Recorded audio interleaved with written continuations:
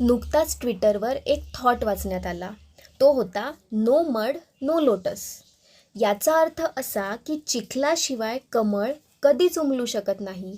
म्हणजे जे घाणेरडं, नकोसं आणि चुकीच्या ठिकाणी असल्यासारखं वाटतं ना, तेच कमळाला उमलण्यासाठी आवश्यक असतं.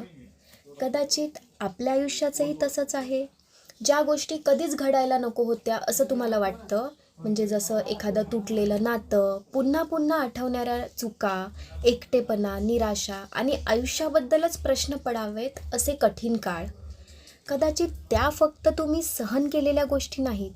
कदाचित त्याच अनुभवांच्या मातीतून तुमची अधिक शहाणी, अधिक सेन्सिटिव्ह आणि अधिक स्ट्रॉंग अशी नवी ओळख घडत असते.